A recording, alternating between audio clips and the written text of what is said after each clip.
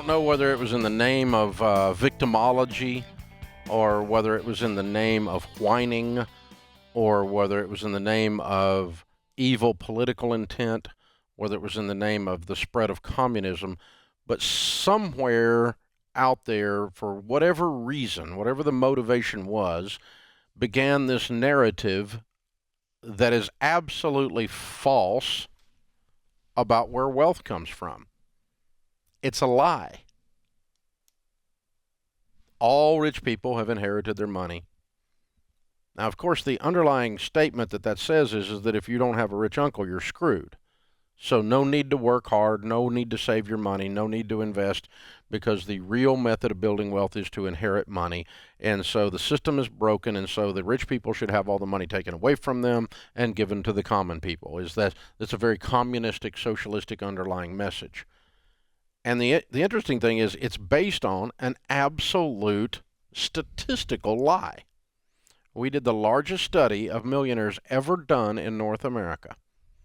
My friend Tom Stanley, who passed away a few years ago, his daughter Sarah still does research for the book The Millionaire Next Door. It came out in 1992, 30 years ago.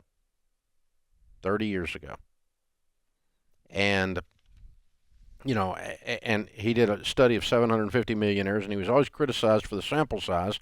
John and I have done enough research and have studied enough research, bodies of research, to know that 750 is statistically significant, but most people in the press don't understand that, and people with a political agenda go, well, you didn't study real millionaires. You just picked out the 750 you wanted and had confirmation bias, and it just wasn't true. It was a solid study. But we decided to do a similar study 30 years later, and we said, hey, we know 750 is statistically significant, but let's do tenfold. Let's do 7,500 just to shut up the whiners. And we got carried away, and we ended up studying over 10,000 millionaires. Here's what we found. 79% of America's millionaires, the largest study ever done, airtight research, no confirmation bias, research company looking over our shoulder to make sure it's right, because I knew some of you would bitch, moan, and whine when I did it.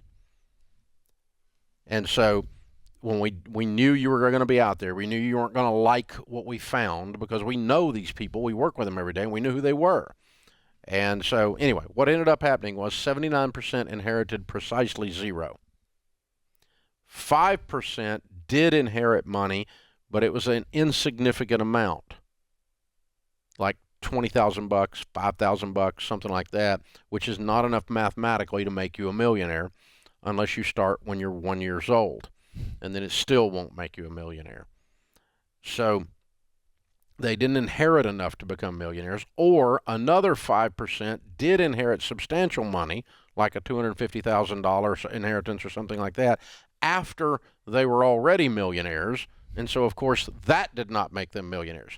So 79 zero, 79 small, 79 large after, or 79 zero, 5% were small, 5% large, but after, that's 10% plus 79 is 89. That's 9 out of 10 of America's millionaires did not become millionaires because of an inheritance. Okay, let me push on the next question then.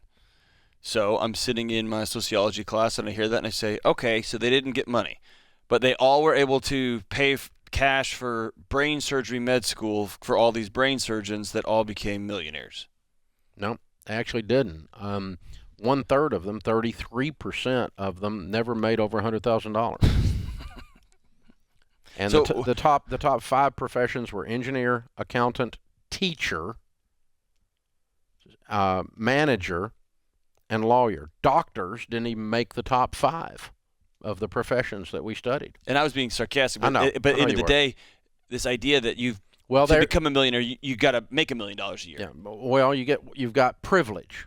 Right. You know, you got class privilege, or you've got race privilege, or education privilege. Yeah. That said, you got a head start. Yeah. We studied the people we found. They had all kinds of different starting lines. Yeah.